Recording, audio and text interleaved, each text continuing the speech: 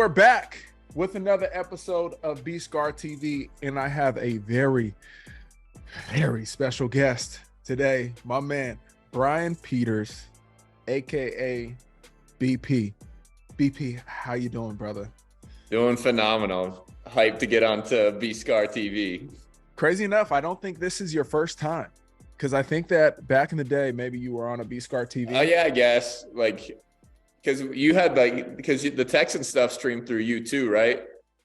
Yeah, well, the Texans, they kind of did it on their own, and I was just reposting it. Oh, I got you. Yeah, I guess we did the vintage day, then maybe the Halloween party. I think that some of those may have made the made the platform. Yeah. The Fight Club, Tyler Durden did make that made a recent social post. But back in the day, you were on one of my first vlogs. Remember, I took the camera up to Ohio and we were going through houses and shit. Oh yeah. With Mama Peters and your brother-in-law, and we're touring houses, and I have my camera. I forgot about that one. Yeah, that was a nice little trip. We got Dr. Serrano on there. Yeah, that was some Serrano content, and he was torturing me with the hamstring, with the hamstring exercises. Dude, he tortures everybody. I need to get some of the videos of me and some other doctors torturing him. He has the least pain tolerance of anybody I've ever met. Really? Yeah, he's hilarious.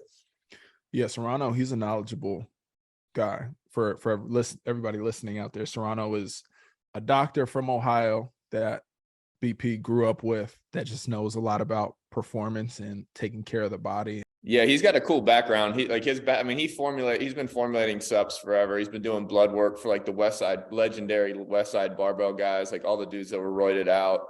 And then it grew, and then he eventually was a consultant for the Yankees and the Mariners, and still a consultant for the Jaguars and that kind of thing. He's just a big brained human, but he does some presentations, but he's a really private person. But I've just seen him solve so many people's problems, whether it's athletes or people that are coming to their 10th doctor trying to solve some blood inflammation, just any crazy thing. They come in with 10 stacks of papers and he solves their problems with very, very little medicine. He addresses behavior, sleep, habits, blood, vitamin deficiencies, things like that, and can usually manipulate the body enough to, again, provide relief. The amount of years that he's been working with high level athletes and high performing athletes, and seeing you talked about the steroid thing, and working with elite baseball players or athletes of other sports, just to see how the body responds to not only exercises but different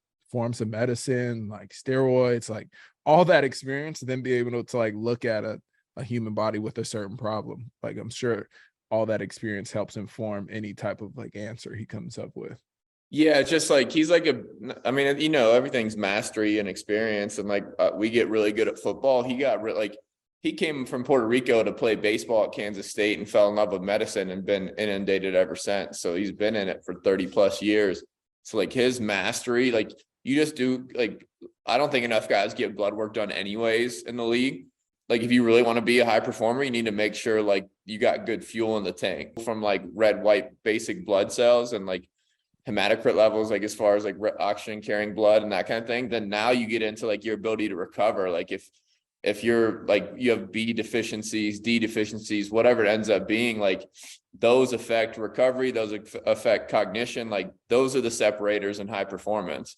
The fact that people won't go and see a doctor and run it through insurance and pay $150 for a full blood panel and start solving your problems from there, it still dumbfounds me. It's just some people just don't know about it. They look at me and Kush and with all the sups in our lockers, those weren't accidents. Those were all, majority of them were calculated. Some of them are coveralls as far as muscle recovery and joint health. But then other than that, I'm taking what perfects my blood. And because my blood's what goes everywhere, recovers everything, that carries the glycogen to the muscles, that all the above. I want the best out of my body. I need the best out of my blood and my system.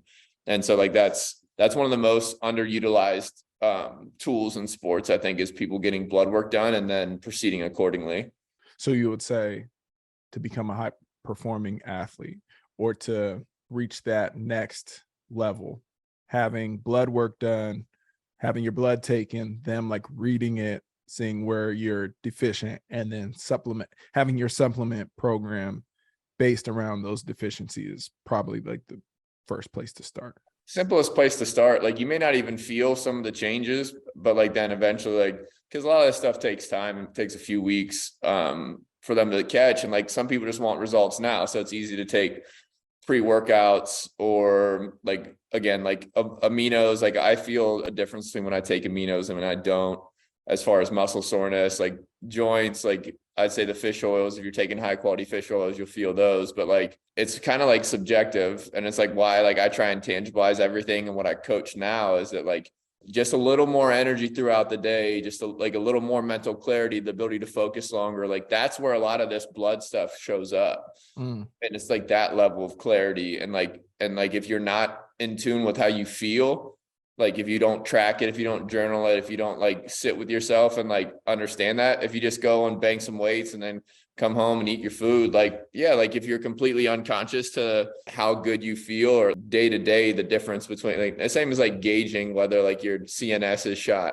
Like we do all the whoops and the recovery scores and those kind of things, but you need to know how you feel. Like that's not gonna track mental clarity.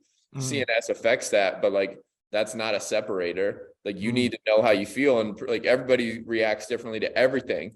And that's why like even the blood work's not like a one size fits all. Like you'll see a healthy range on there, but that's still like systemically like the 2,000 calorie diet doesn't work for everybody. So you read these percentages on the box or the label and you're just like, what, like that, oh, that seems right. But like who created that? Who is that for? It's probably for some 185-pound accountant, not like a thoroughbred racehorse Ferrari that's about to be on the field every Sunday competing against the best in the world. So it's just like you need to figure out where, again, what applies to you, what applies to your profession, and then again, press accordingly. And I think all that stuff it's an easy separator. It's not hard to do. Like there's plenty of doctors, and like me and Kush used to go get IVs based off of our blood work. Things like that, where it's like now it's like supercharging on top of getting the hydration, like glutathione, just the anti-inflammatories and like that kind of stuff too. But I don't know. I always love that stuff where I don't know. It was just like a complex where I always thought I was kind of underqualified. Like I took the hard way to get to the NFL. So, okay, like I got to do more than everybody else legally in that sense. Yeah. And so I did it, and that was training. That was the ice tank you guys make fun of me for, like all that, the breathing, all that stuff. Like that was just like me staying hungry. You and Brian Kush, from a supplement standpoint and just like the regimen, the routine that you guys were on, I think you guys were second to none as far as the folks that I've been exposed to around the league. And you know, for me, especially the supplement thing, bro, I really still struggle with like taking supplements consistently. I've gotten blood tests and I've gotten like the food panel blood tests that have like informed how I eat. And I've had blood tests too that like show deficiencies in certain things, like obviously the vitamin D, and you know, you need to take fish oils. But like for those things, exactly what you're saying, like I don't feel a difference like immediately, or even after a week, or even after 2 weeks, right? And then it's like hard to say, okay, I've been taking this shit for 2 weeks. How was I feeling 2 weeks ago before I started? Like, how do I even measure any of this change? And I think that points to like lack of patience, awareness, and just like attention to that piece for me. But I think for a lot of people, like that's how the supplement thing is, because like likely, who knows how, I mean, you probably know better than me how long it takes to actually fucking like do something, you know? Yeah. I mean, some things are quick, some things take time. And it's like, it's like guess and check too. Cause again, everything's not perfect for everybody, but what you don't measure, you can't manage. So if you're not, again, measuring your state, like as a human, energy levels, those kind of things, like journal in the morning, whatever. Like I use journaling, but like my journal's like half statistics, half like my mentality.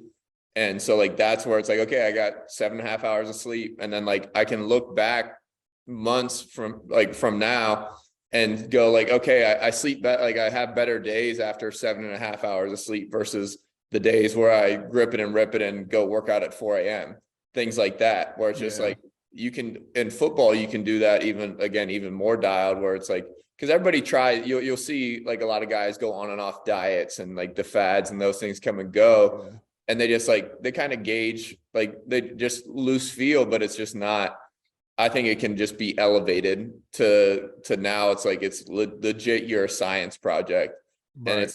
And it's not just my blood work. It's not just the numbers I'm putting out in the gym or times I'm running. Now it's legit my human side, like how clear am I, how much focus, attention, energy, like even like happiness. Cause like all this stuff affects your ability to make the right endorphins as well. And like that feeds like your animal, like primal drive too, is like your dopamine stores in this whole side of life, where like I'm in that physiology world now, but like if you're not like setting your circadian rhythm in the morning and getting sunlight on your eyes and stuff like that, or doing cold, you're technically behind. Like you're not optimally performing, because now your circadian rhythm's messed up, your sleep at night's messed up, the delayed onset of like serotonin, all these other things, where like all that stuff is like, again, part of the entire package of performance. And this part of performance that you're like diving into, supplements, breath work, being in the cold, these things that are like helping you cognitively, emotionally, just like how you feel.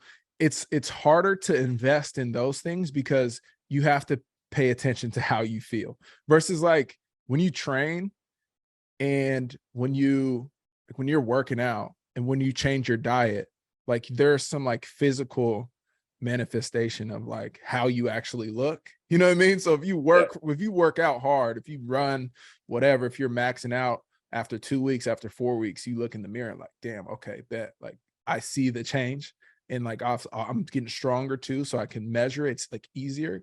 But like a lot of the shit that you're doing is like inside of you. So like any of those changes, like you don't see them. You have to feel them. Yeah, and that's like I try and tangibilize everything I coach. Like even like CO2 tolerance is your stress tolerance, things like that. Like how slow you breathe in stress is tangible. Like how many breaths you take in the cold tub in 3 minutes. Like my routine is I take 8 breaths in 3 minutes. And like, that's my metric. If I can't hit that, I'm probably not fully recovered, or I'm not in the right mindset, or there's some other variable and that kind of thing. So like, how much can you like basically tangibilize, but like it makes sense. Cause I think people got it twisted a little bit in that realm, because like if you, okay, well, let's go physical. Like you go into any linebacker room you ever been in, like you look across the room, measurable size, shape, form, whatever, there's different sizes, but like the gap between athleticism and size and stuff isn't that big. Like, but like, look at people's salaries tied to their size. Like it's not, there's not a correlation. Like I'm not going to bag on our boys, but I know some guys that didn't care about the weight room that are making $15 million a year. Yeah. And so first of all, let's set a priority. Like what's a separator in the NFL? It's what's between the ears. It's your mental. So like, what is my mental energy? Like how do like, or my process and my habits, like those are the separators. So like, I got that twisted while I was playing, where like, okay, if I'm the hardest worker, if I'm the strongest, fastest, most conditioned, whatever, blue collar as fuck kind of deal.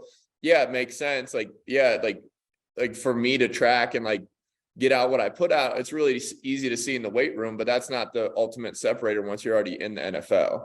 Yeah. Like the separators between the ears. So how do we maximize that? I mean, you can maximize it biomechanically. As I coach that, like I try and make it as simple as possible. And like, I tell them the benefits they get from these things, but most of the stuff I do, you feel like the breathing and the cold and the heat and those things like that, you feel, but like most people won't even try. Like that's my thing is when I go and present to colleges or businesses or anything, or like work one-on-one with pro athletes, they don't like buy in till they feel it. And then like, I can immediately make you hold your breath longer. I can immediately get you like almost high off your own supply of oxygen. Same with like the cold and the heat and those kind of things, and pairing slow breathing, different breathing with the cold, like legit, like I've had people hallucinate, like, and so like you start to feel that stuff. And then I do a couple things and you can hold your breath, not twice as long, but like 50% longer. And then hypoxia, like low oxygen stuff, where I have their body adapt in front of them and they see the difference from a distance, how far they can go. Now I get the buy-in. Rewind to the cold tub. Yeah. You spend a lot of time in the cold tub. You spend a lot of time holding your breath. Yeah. You spend 3 minutes in the cold tub and have 8 breaths. Is that what you said? Yep. You spend 3 minutes and then you get out. What's your routine? Yeah. So in the morning depends on what's available. Like I do cold showers mostly. If, like in the wintertime, I get free ice. So I just go break the ice off my cold tub and get in. But yeah, so some mornings I just do 5 breaths, but I can always drag that out over a minute to 2 minutes kind of deal. I get in and I do box breathing. And the concept here is like breathe less and stress. Like if I can breathe less than you in a fight, like I'm probably going to win. You're going to gas out first concept unless you knock me out. Like that's the concept. So I try and teach that. Like the cold tub for me is just a way to stress out people. Nobody likes cold water. Like I don't even like it. I just know it's good. And I have a different relationship with it. But in that realm, like, or I can suffocate you. And like, so I play with those 2 stressors, but the cold is just like, again, a microcosm for the stadium. And so in that realm, and I also make it tangible. So, cause a lot of people don't understand the system, or like the lungs and the heart are this fast wind chime. And like the more out of control they are, the more fight and flight the brain goes, blood recedes from decision-making and problem solving, you become reactive. We want to program that reaction out of you. And the breath is that remote control. And then now we can track it. And so we can show improvement. Where like the cold tub, if like initially you get in, it's like, that's a lot of fast, really shallow breaths. And that's not the goal. Like we want to be calm. We want to tell our brain it's safe, so that we maintain this human gift of fast-paced decision-making and problem solving on the field. You just progress it. Like initially it's slow breathing, really just getting them to get out of the mouth breath, and then get into like in through the nose, out through the mouth, and then eventually in through the nose, out through the nose. Like those are kind of like your downshift gears, like 3rd gear to 2nd gear to 1st gear, all just like calming the system. And like the whole physiology is just a language to the brain, but nobody speaks the language anymore. They just let it happen. Same back to the consciousness of the blood. Like they just, if you don't manage it, if you don't measure it, you can't manage it. So like the breath is a variable in everything you do, whether you want it to or not. Like right now it's a variable. In performance, it's a separator. And if I can downregulate 6% faster than you in between every snap, and I have 6% more in the tank in the 4th quarter, advantage. Right. But like even on the next play, like all these little edges stack up. And like the breath is just underutilized because you can dump CO2, because CO2 eventually becomes toxic in the system. And so like now you start talking about maintaining optimal performance. And then now you can even play with stuff and have like your own activation strategies there, where it's just like, if I can get my lung capacity bigger, a bigger lung takes longer to fill. It's a slower breath. It's really simple. I'm going to breathe less than you. And if I can breathe less than you, I got more in the tank. It's energy conservation 101. Yeah. You're in it, man. Yeah. I mean, this, bro. I mean, this is my bit now. And sometimes I got to sell it, but most times I can make everybody feel it. And then from there, like, okay, let's ride. And then now it's just like, and I can get most of the information across in like a couple sittings. Like I try and educate in like 90-minute presentations, but like, it's all human. It's all very simple. It's all like, we do some of it intuitively, but it's not maximized. Modern society hasn't built us to breathe really well right now. Like we're sitting all the time in the car, in meeting rooms, and like that doesn't breed optimal respiratory patterns. So it's just like, you fix mechanics, like you teach them how to control like the blood chemistry, and then like everybody eats, and it's a tool. It's not like a stressor. Yeah. So it's like, I don't know. Obviously I'm in the industry, so it makes sense. I'm in my own little echo chamber, but I also just think it's just the lowest hanging fruit in sports performance is breathing. Right. It's been amazing to see how it's evolved for you. Cause I remember when you first started to like peek down this rabbit hole of breath and ice work and sauna. And like, I was there when you like started to do like these little breath routines in your pool. And you're like, yo, Scar, like try this, and I was like, I'm not fucking with that cold stuff, but I will hold my breath with you.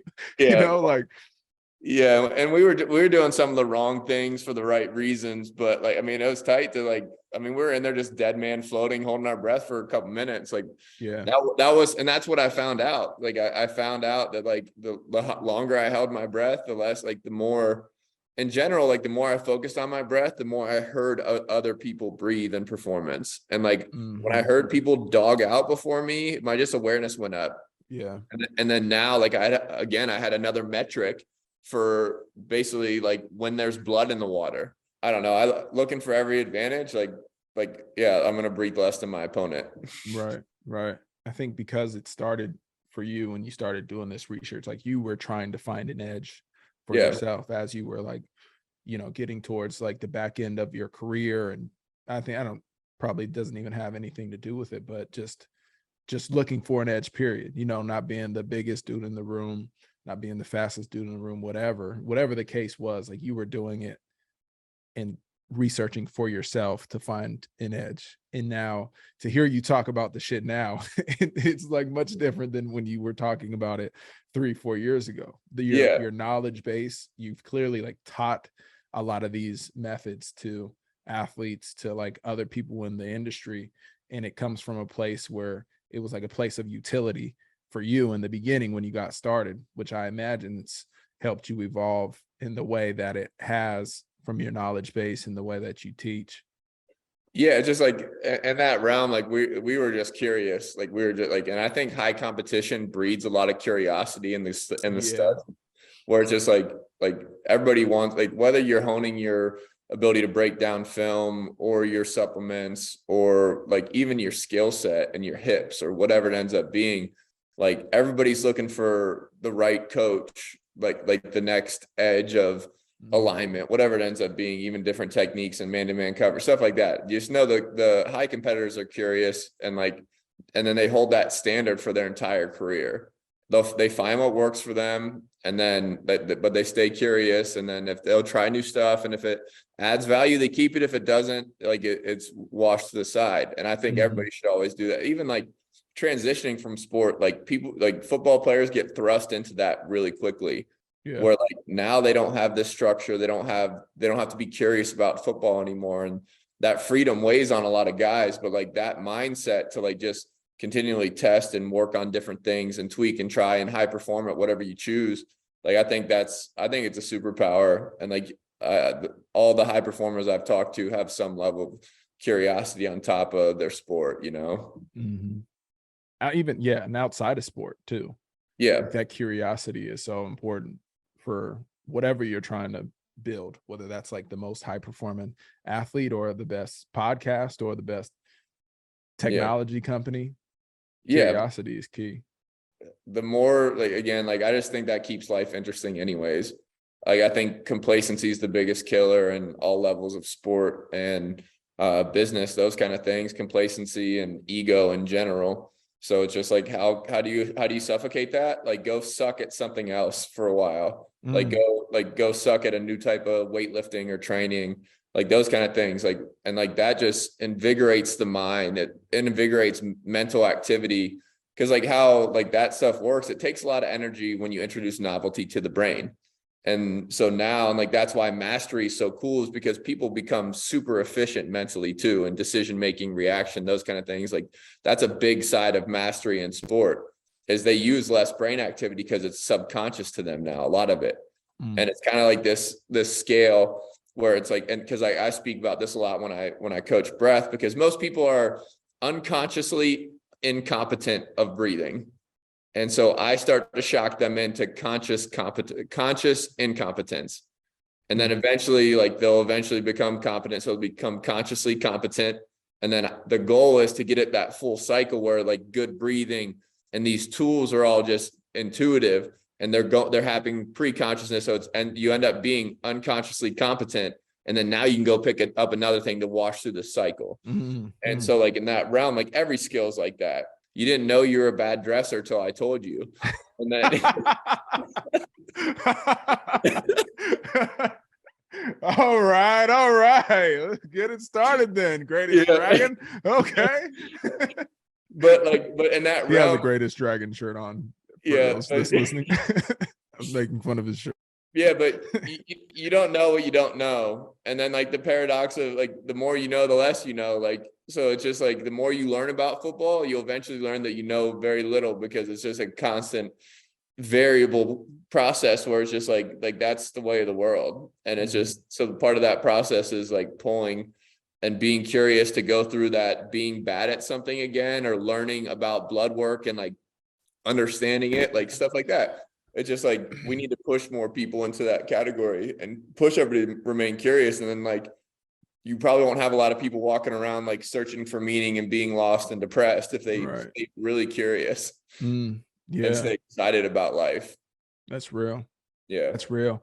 Pushing yourself to different boundaries, learning new things definitely like changes your frame of mind. And a lot of times like that happens when somebody's like teaching you, like somebody can tell you something that like changes your frame of mind. But then, it's maybe more powerful for you to like do it in practice, right? To like actually put yourself in a position and have an epiphany of like, wow, now I understand the world a little bit differently, or this curiosity led me to now understand how I'm living or how my body works, right? Like for me, I was never into the whole cold tub thing, like my whole life. I've never really been a cold tub guy unless I had to, unless I had like an injury or something. Like I was always using the cold in the cold tub for like anti-inflammation.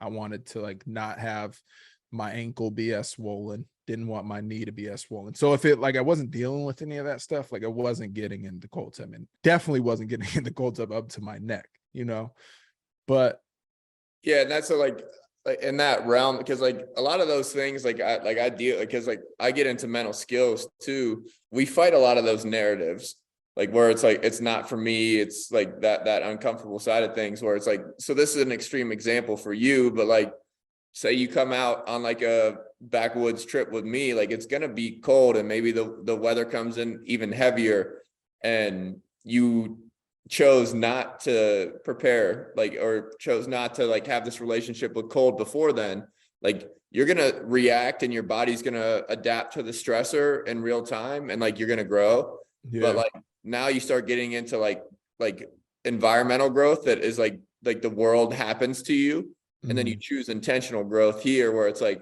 I'm going to right, expose myself to these discomforts. And I'm not attacking you as far as the cold, because I think a lot of people don't do this, like the mental preparation, like, and like that's why again preparation limits brain energy and those kind of things too, because there's less uncertainty, less uncontrollability, which high performance is just covered in.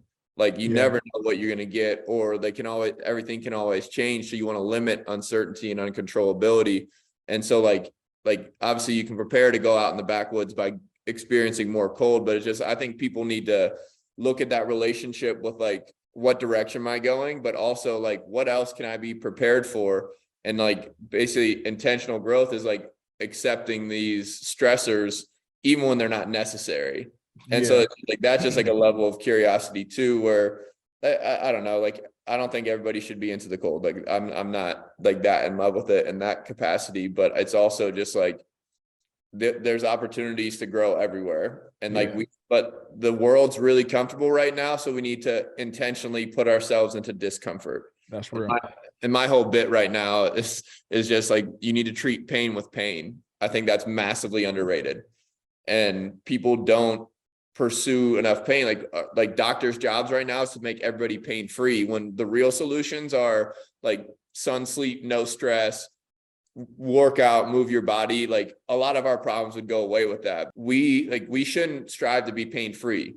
Like we need to pursue discomfort and pain and suffering. And I'm saying these aggressive words when really just like, when I need to learn a new skill, like there's a lot of resistance to like sitting still and focusing and distraction and stuff like that. That's pain. Yeah, Again, now you get into the physical world, like workouts are tough, yeah, like ramp yourself to it, but like you need to treat pain with pain, and a lot of your pain in your body will probably go away, yeah, like things like that. And so again, just light switching people, like change your relationship with pain, and life gets a little easier. Like even going through a really hard workout makes the rest of the day easier.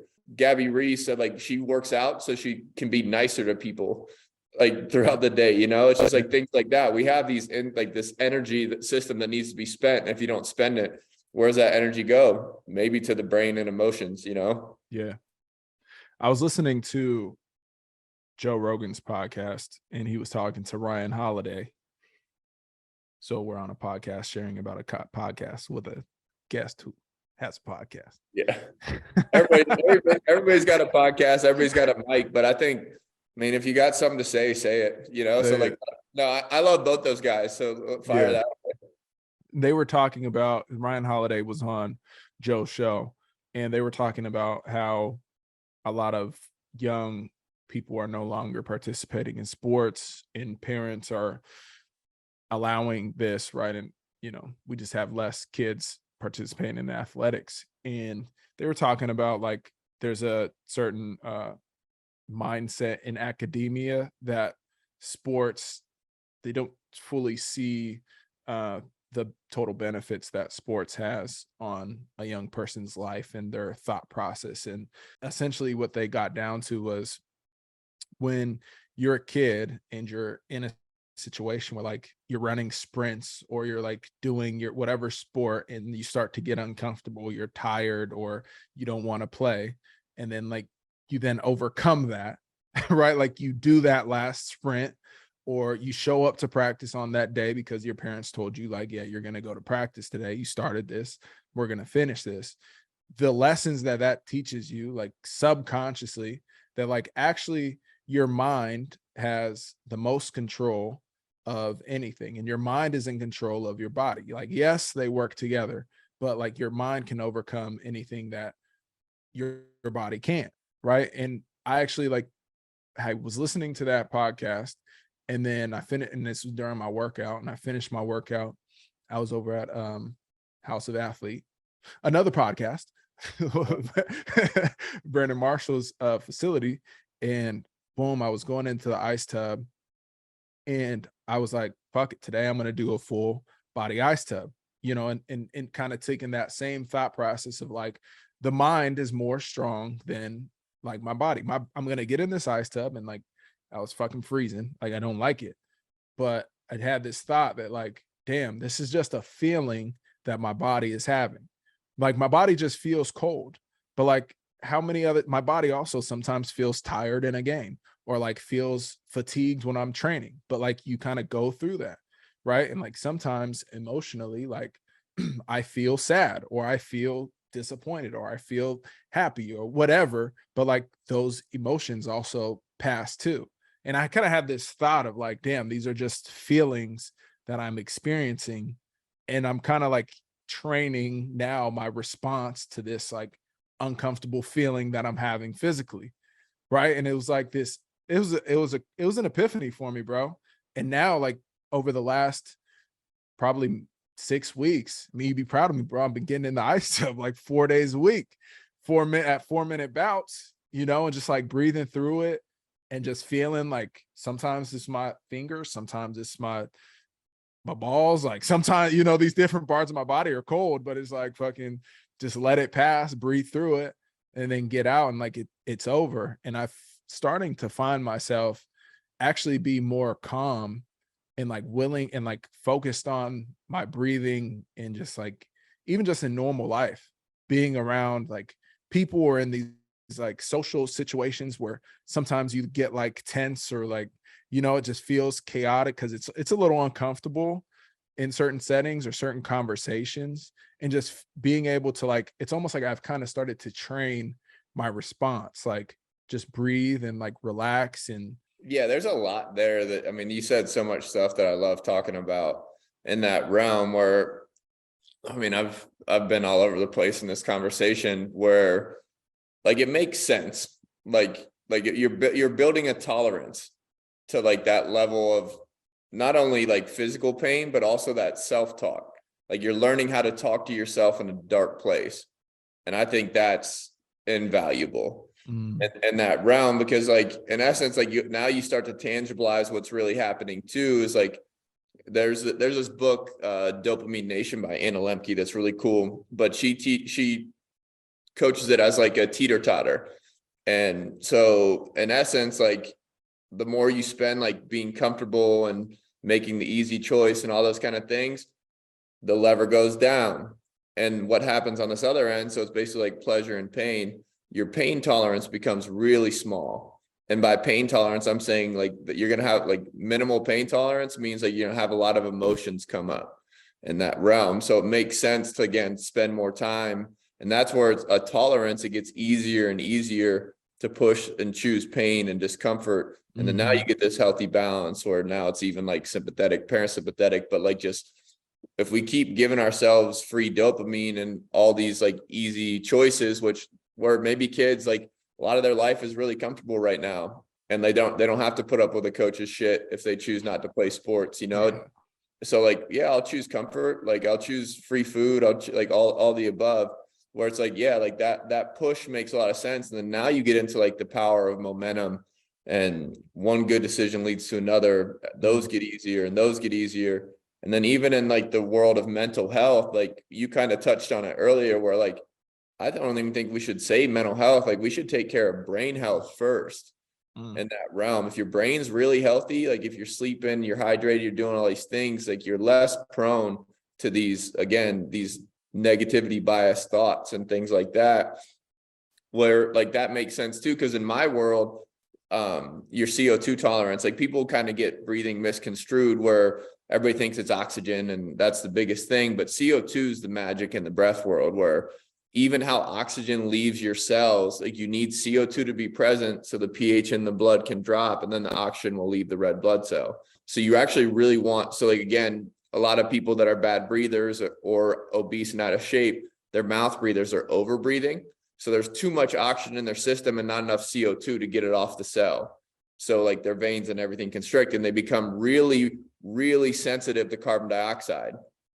And so you'll see it just naturally in the world where really physically in shape people, they've already built in a more CO2 tolerance because they've worked really hard or ran really hard and all those things.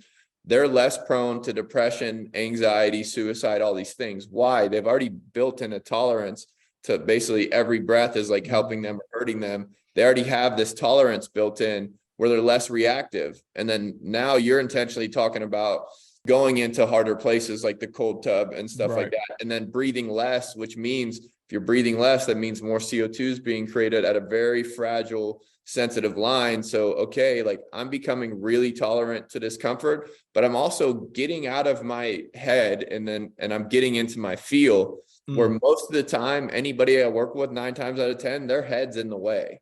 Yeah.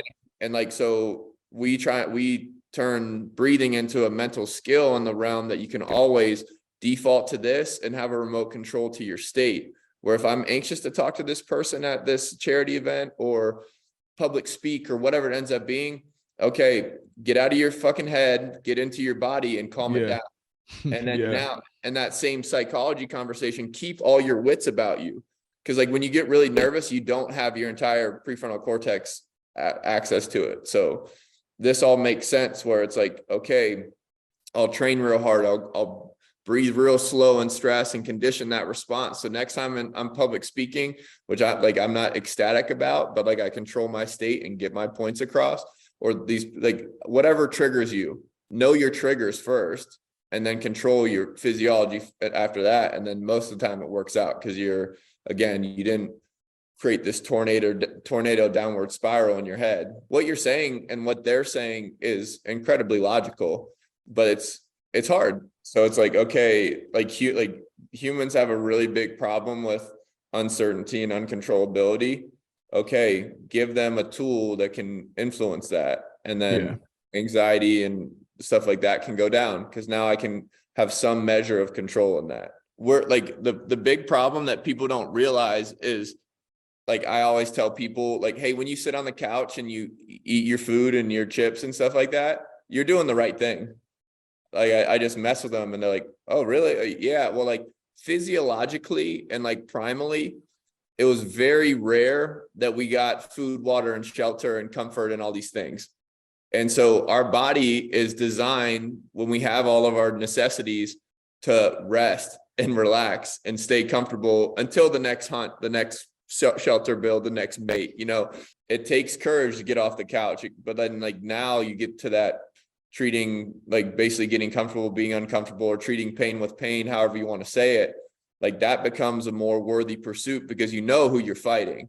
And like it's even like the art of war stuff, or the war of art stuff, one of my favorite books on the planet, where it's like, until you realize like you're fighting yourself, and like your brain and your logic and your emotions are all going to tell you what the easy route is, but like to sit down and wrestle with the blank page, which most of the book's about, but it applies to every sport, where anytime we negotiate with ourselves and choose to fall below our standard, and then we eventually drift to failure, like all these things are like making excuses. Like really, like all you need to know is like you're fighting yourself majority of the time. And as an animal and a human and a performer, you're fighting your physiology every time you choose comfort. Now there's balance between work and rest, no doubt.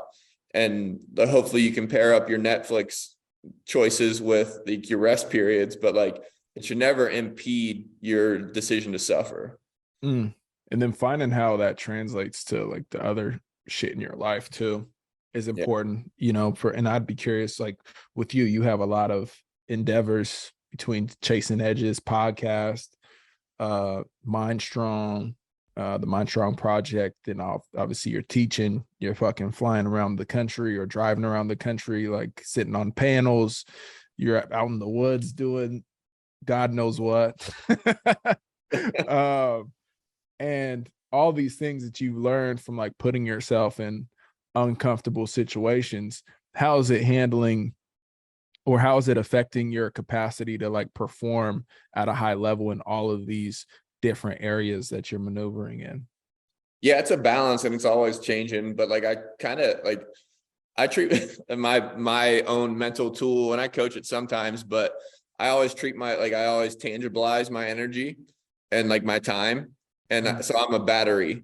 God willing, I wake up at 100%. Some days not so lucky, but like, where is that battery going, and where am I getting return? So if I put 40% of my energy into Mind Strong, and I'm like, it doesn't work out, like, okay, maybe the podcast, maybe the more the consulting route, or like now it's like cost benefit analysis, like time out in nature versus time in the matrix. Like, where's my battery going, and like what do I get in return? And as long as I cover my overhead, like I've been wrestling a lot about like what's enough and that realm. So it's just like, also like your perspective has a massive effect on that, where like I don't need to make $1 million doing Mind Strong. I'm doing some other stuff with life insurance company now and stuff like that, where it's just like I got my hand in a lot of cookie jars in that realm, but I also like know when to let go. And like, and my girlfriend's been medicine for me in that capacity, where like, I mean, she can live in the woods with absolutely nothing and be fine, and couldn't probably happier than she is like answering emails. And like, but that's been a big lesson for me, when like I was always a more guy, and I want another year in the league. I want this much money so I don't have to work. I want freedom. I want all these things. And like everything has a price. Every desire comes with stress. And so like granted, I'm doing a lot of things, but like I'm doing a lot of things for the right reasons. Yeah. And like I get a lot out of them when I coach. Like I'm doing fine coaching and making enough money coaching, where it's not a money thing. It's more, I get fulfilled from helping people solve their problems or improve their performance, or talking to other curious people. The cool thing about my world is like breathing bleeds into like mentality and like almost like not therapy, but sports psychology really quick. I love those conversations, and I know I love those conversations. And then now the podcast, like I talk to a bunch of different, very similar minded people, or people I admire, people I want to talk to. Obviously my guy, you've been on there. Those conversations, just one, they satisfy my curiosity, but now like I've gotten the feedback where I know they help other people. It's just like this kind of give and take, where I've always believed that help and support aren't yours to keep, where like if I can make a living out of something I love, and one of the things I do love is like helping others, like boom, like I'm set. And so it's just like I'll maintain certain levels of performance and like the podcast and the coaching and things like that. And eventually something will rise to the top, where it's like, that's more my lifelong thing. But like, I'm trying to practice patience in that realm, where like, I'm like, what, 3 years out of football. I probably was trying for another 1.5 years of that to switch to long snapper. But like things like that, where it's just like, I'm still like a child again in the realm of how I approach my transition, where like Yeah. a lot of people try and hold those hard standards of football really quick. And like, you got to learn to create a new structure, create a new system, reevaluate your relationships and rebuild your relationships, because things are different without football. When people can't ask you for fantasy advice or talk about cool people, things like that, you got to learn how to be a son again, a brother, like a husband, like all those things. So it's just like all those things make sense to me, but like they're really hard to practice patience when like you go from making $1 million to now like you're scrapping for 45K. Things like that, being an entrepreneur. And then now it's just like, okay, I got some grace, but like, hey, I got all this fucking awesome capability and experience of grinding, managing my time, work ethic, all these things from football that I apply, and like shit's been working out. So like I trust the process, but like time's always a variable. So it's just like you just got to give things time. And maybe I'm doing some of the right things, maybe I'm doing some of the wrong things. I don't know, but I'm tracking it and I'll figure it out, you know? Right. Yeah. It'll all shake out. Yeah. The spending the time in the matrix versus nature. That's new. Talk to me, like, what when you say the matrix, you mean just like society and just being around people and this whole kind of like game? Yeah, so like I coach this too in what I do, because like the sauna and ice is like emblematic of like we're naturally supposed to be resilient against these temperatures to some extent, and we're just so tight in our bubble from 70 degrees to our house to our car to work to our car and back home, and that's a problem. Like to break it down really quick, like what orifice you breathe out of, your nose is down regulatory, parasympathetic, your mouth is sympathetic, up regulatory. Your inhale, because your diaphragm flattens and pulls your heart open, is up regulatory. Your exhale is down regulatory. Your vision, if I'm going to fight you, I'm going to stare at you. Okay. So that's sympathetic. That's fight and flight. Open up your peripherals. Nobody's sad looking at a sunset or a landscape or being out in nature. Down regulatory. And so you start to stack up this little language. And then now you even get into like movement through nature, and like we're not like there's a difference between being in a room full of right angles and looking in the woods at fractals of like the trunk to the branch to the limbs, and like little movements of leaves and animals and stuff like that, and like being in our senses and our body and our feel again. And like there's science on it, like Japanese call it forest bathing, but we have all this science on, oh, if you're outside for 3 sets of 20 minutes and then one deep exposure every quarter of the year, depression and anxiety go down 42%. Okay, well, like I use some of those stats to get people outside, but it's because people don't know how they feel or they don't get outside enough. Michael Easter wrote a really, really cool book called Comfort Crisis. And the stat in there is that Americans spend 93% of their day inside. And we wonder why everybody is not in the optimal health, and mental health is such a conversation topic. My whole bit is return to nature. Like in your diet, simplify your diet to 1 ingredient foods. How you breathe, hopefully you breathe properly. Like you get outside and work with the light and dark cycles of the sun and your circadian rhythm, a lot of your health problems will be solved. And so like that realm, like being in the matrix is like super functional, awesome. I love my people, I love my tech, I love all that stuff. But you need to realize what you're teaching your brain, like staring at the phone, sympathetic, dialed, like they've done studies on thousands of kids now. Their eyes elongate because they've become, I think it's nearsighted, because they're staring at iPads and close range stuff when the human eye is supposed to be outside on peripheral vision and things like that. And then now, like, hey, go for a walk, it's good for your health. Well, actually it suppresses blood flow to the amygdala, so you're less scared and more prone to procrastinate. Yeah, go for a walk. There's benefits on top of being outside, things like that. And then vitamin D deficiency, blah, blah, blah, blah, blah. It goes on and on. But like that's the nature versus the matrix. Like same as like now you break it down to like what are the first missteps in human society? Like I'd argue shoes and chairs. Like now people have dulled input. We're bipeds that don't have any feel in our feet. We're sitting down in chairs all the time instead of like sitting on the floor and losing range of motion slowly. And we wonder why we have back problems. All this stuff like adds up, and but they're really easy creature comforts that we ignore. And it's how much of your life is mindful and mindless. And like, if you get into feel when you're really mindful and add a lot of meaning to everything you do, or ask questions about the chairs and the shoes, and things like that, like life gets again a little more exciting. But if you go to feel, like I feel better when I'm barefoot and I'm outside than when I have my boots on and I'm inside all day. And so there's a difference. And then so I try and balance it, but because I'm in the matrix all the time. But and I love it and I love connecting. But in that realm, I didn't even like, I went in the backwoods with my girlfriend in Montana, Idaho. And like that was my first time, like a week away from any cell phone service, 40 miles from the next human being in general, let alone town. And I finally got to check out, and it was just like this. I was in, like, you become so present out there because one, you're like reacting to the temperature a lot and you're just a little cold the whole time. And because this is in March, I think, which is still cold, obviously, up in Montana. But so you're a little more present there, like you're walking and you're aware. And I was scared of bears, so I'm aware. And like you get shocked back into like this presence. And like I kind of found it myself where like through COVID, like I wasn't in a good place, transition from ball, bad relationship, other things. But like I started going hiking more, and it would like kind of reset me. And then I started hiking barefoot, and you can't not be present looking at every step where it's going. So I just forced myself into this presence. And then now I've got to experience bigger bouts of it. And dude, it's medicinal. Like I was out there, knew my phone had no service. I had it on airplane mode, and I reached for my phone 150 times the first day. And I'm like, you're fucking sick. Like I'm addicted to my phone. And it's just like, and it's not like I spend like 6-8 hours on my phone a day, but it's just like, you're always checking it. I'm looking at my cameras at my house. I'm doing all these things, but took a day and a half to program that out of me. And then it just like, there's just all these levels, and like I'm breathing, and it's just like, you're just new levels of calm. And I just think it's cool because like another, like Michael Easter, again, his book, like when's the last time you've sat with yourself and your thoughts, and then like even been bored and got creative in your boredom?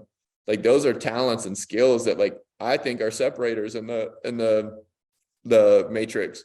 We're like, so it's just like, how creative can I be with some silence and some space? And like we can't even stand in the Chipotle line without staring at your phone for 10 minutes, you know, like when's the last time you were bored? Good questions to ask and habits to evaluate, and just until you understand that like your vision and your breathing and all these things are affecting your state, you don't know. So like same as you're saying, like I crave and I chase those light switches that are like, yeah, what am I doing? Like that just changed how I approach supplements. That just changed how I approach where I spend my time.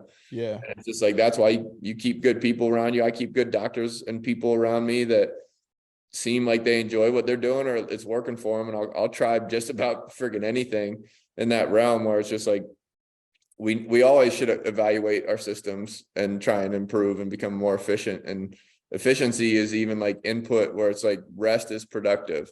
And what's rest? We got to rest our eyes sometimes. Like we got to rest, like, you know, it's just, we got to rest how much access people have to us. We got to have boundaries, and eventually like you'll just find what works for you. But like people got to try the get out in nature stuff, and you got to try breathing slow, and you got to try all these things that hopefully improve your life. Because like if you want to enhance your human experience, it's not all in a pill.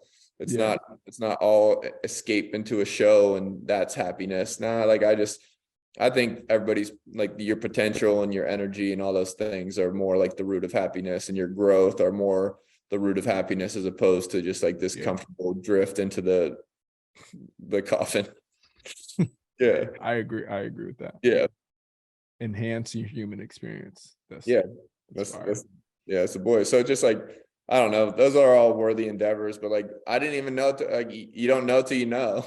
And it's most of the time that you don't know until you get around people that are doing it, or like you again and choose to intentionally grow and get uncomfortable.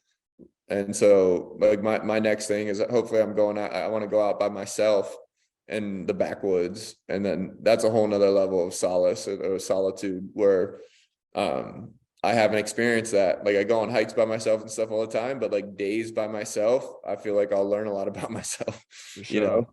And so like that's my next thing. I'll do that here in the spring. Anyways, like that's just that's my life philosophy as of late. No, that's cool. And you talked about having that kind of battery.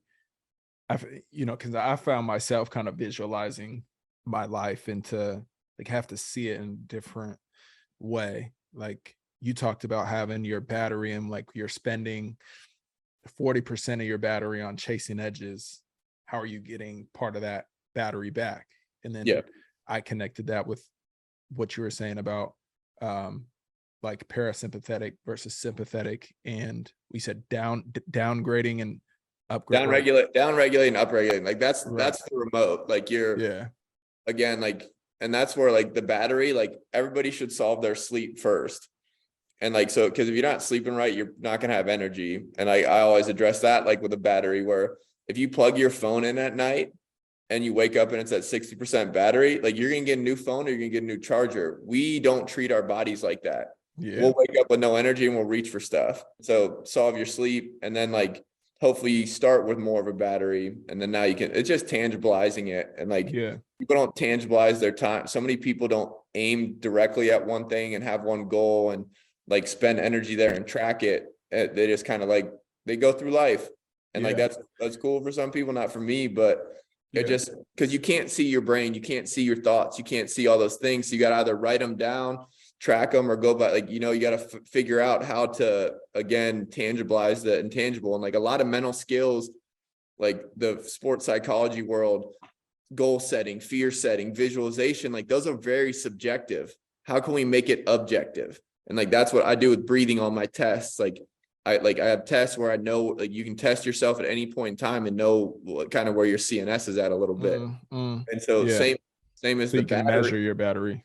Yeah. And so now, like, okay, now I'll track my battery, and then now I can be like tactical with it, as opposed to, I just think that people drifting is like, it's really easy. And it takes, and like, now you get into like the, like attention, concentration, and focus. Those are 3 different things that we don't train. Like we're legitimately training distraction, like attention or distraction, so much in our life, where like we have to consciously spend time focusing, concentrating, like with our attention span, or we'll be very easily distracted, you know? Yeah. Yeah. And I think it's important too to have this like visualization of something, to be able to take your life and like visualize it as a battery. Or like for me, like I envision my life in all these different projects in a couple of different ways. Like, you know, when you go to the carnival and there's the like squirt gun game and like the horses go, Yeah. right? Like I envision like my life is like a one man like game, horse fucking squirt gun game. And like each horse is like a different project, right? So like B Scar TV is one, football is one, right? Like Scarlett Creative is one, real estate is one. You know, there's a lot of different things going on, and like Yeah. the energy is like the water shooting into, you know, each kind of like accelerator, right? So the energy and time I spend on Scarlett Creative like moves that horse a little bit forwards. And then, okay, like where do I want each one to be? Like ideally they're even, or like maybe there's a priority on one or the other. And then there's another visualization I've been having recently is the online chess game. Like when you're playing this game, you can have like a little like measure on the side that gives your probability of winning after every move. And so I've started to kind of think about decisions in my life that way. It's like, okay, if I do this, it gives my probability of like achieving a goal, like moves it this way, or like this mistake could move it back. And being able to kind of like visualize these things is just kind of how my brain works. But I really like the idea of like having a visualization for how you feel too, like for your battery, right? And like, you know, all of this work, like maybe for me, that's like another horse in the game, is like your body and your emotions and how you feel, your mental clarity and all these things. And then like, what is the energy that you pour into that horse? Like time in nature, it's reading, it's like social settings with no like expectations. I've also found that to be really healthy for me. It's just like being around friends and like family and just homies, and like taking time to just be. You know, there's nowhere to be like in an hour, in 2 hours. Like I'm not on a schedule. I'm not like trying to like accomplish something in a conversation.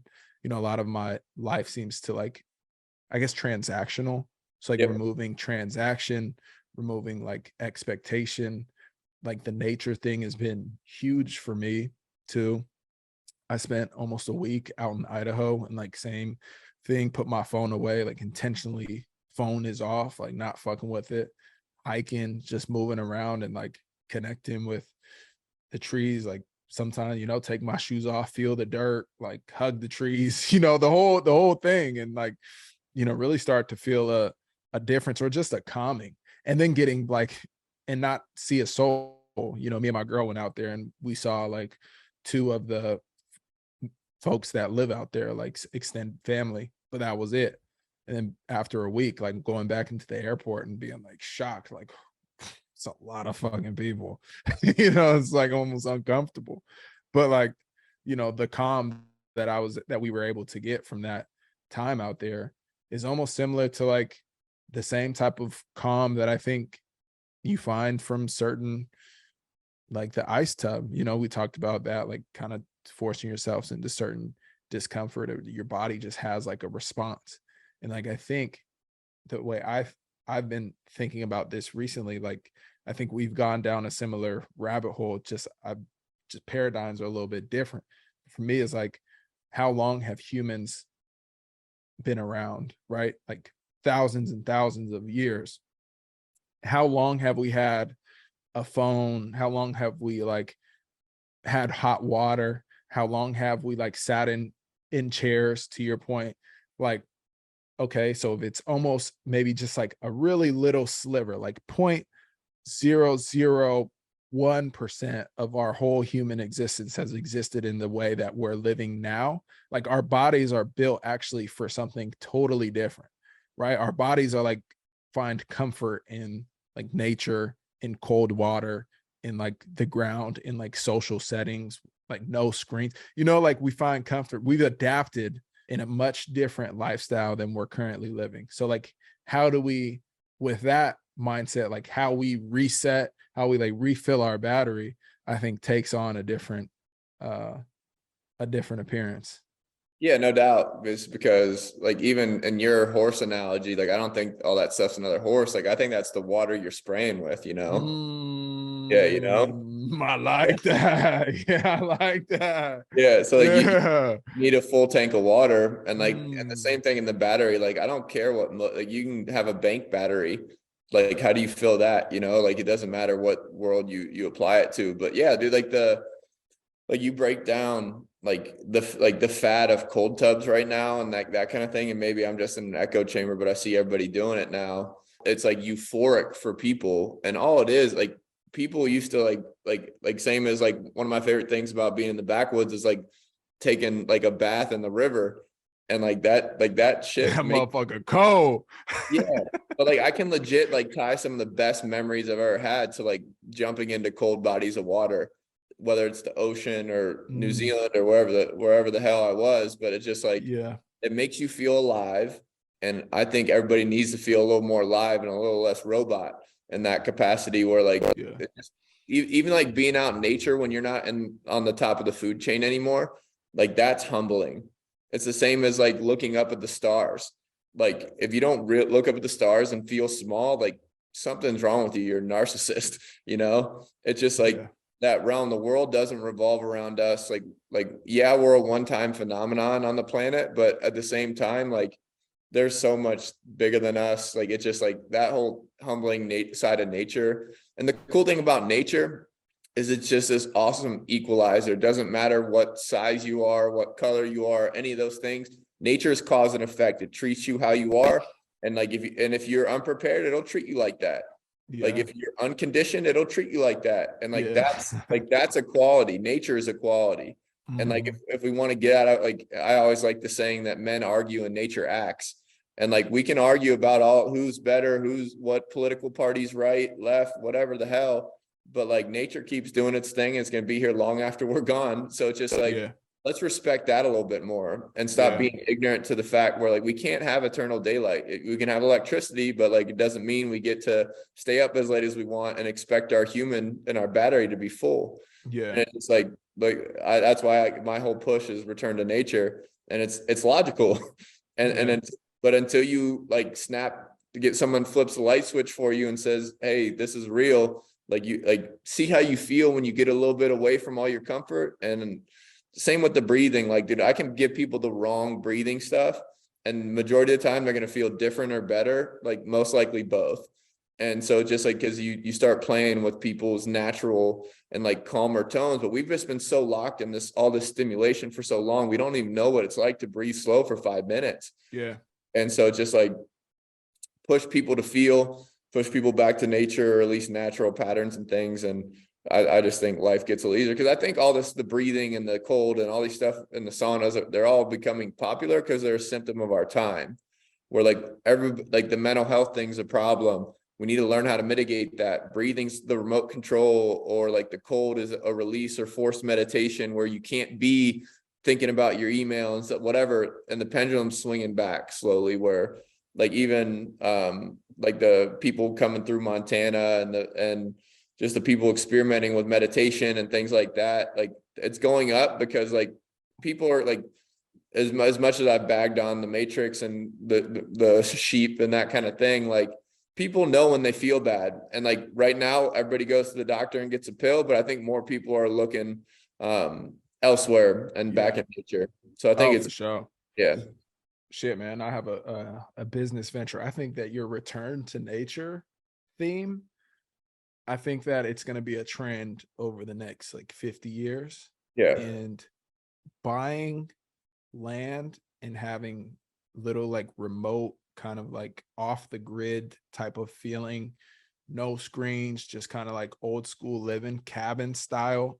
I think we're kind of seeing it now. You know, people are like going to live in these remote places, and they're doing the remote work out in nature, kind of outside the matrix, but you're still able to like contribute your contribution to the matrix.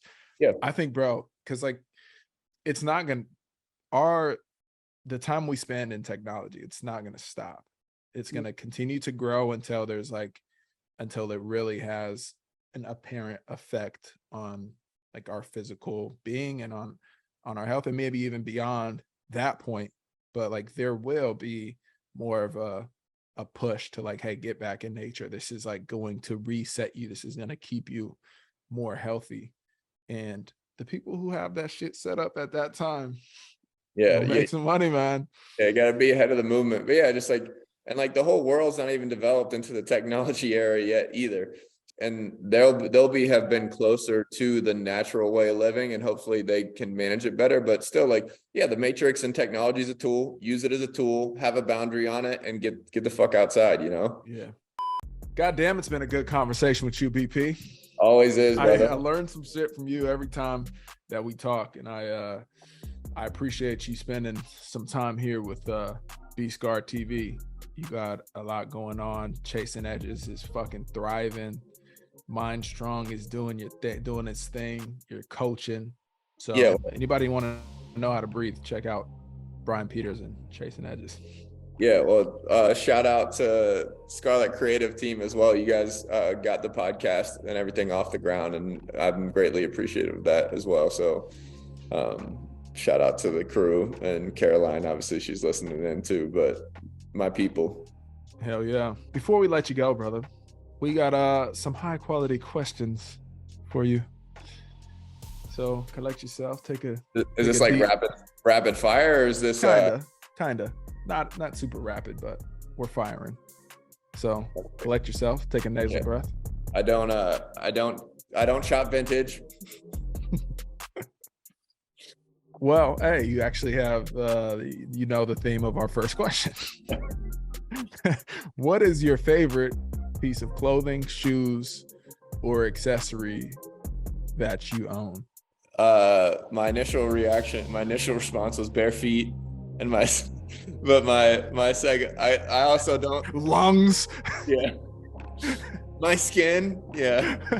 No, I got this jean jacket that I love. That's kind of my go-to once the winter hits. Hell yeah. You taking that in the backwoods? I am next time, but it's not excessively functional. It's not functional. Yeah, so fashion is not always efficient in nature. Mm-hmm. Yeah. So it's a skill to merge the two, fashion and effectiveness out there. They say form follows function. Hmm. Let that one sink in. It's too deep for me right now. All right. If you could only listen to one musical artist for the rest of your life, who would it be? I'm gonna go Michael Jackson. Ooh.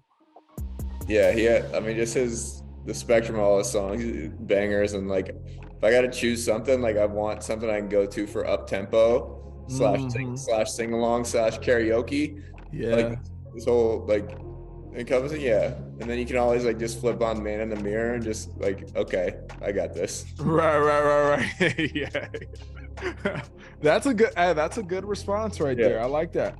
And then, I mean, I guess you could factor in Jackson 5 if you throw Jackson 5 like in there too. Just all of Michael Jackson's discography. Yeah, it's good shit. If you won the lottery tomorrow, what is the first thing you would buy? I mean, the first thing to our conversation, I'd buy a dynamite little house, a cabin on a massive piece of land. And I bought $10 in tickets on the big $2 billion one. Yeah. I already, like, my dream is to have like that kind of thing where like just humans and athletes can come and like have like a dynamite weight room, like have the turf, like have like all the training side of life too, but then like have the bonfire, the whole outdoor effect too, where it's just like pool training, like cold water, like all the above. And it's just like this retreat for humans to come back to nature and kind of be around that. And it's just like where I could still be around good people. So I'd say massive outdoor training compound. Hell yeah. Yeah. That's tight. What is the best Christmas gift you've ever received? This will go back. This is gonna. Like, I'm speaking out of both sides of my mouth, but the best gift I ever got was probably the N64 back in the day. I was so hyped. First video game. Yeah, I was so hyped. I was not awake at the time. I was unaware of my sins at the time in regards to nature. But no, they had the N64 when it came out. Yeah, couldn't beat it. Hell yeah. They had some classic games on there. The James Bond one. Yeah.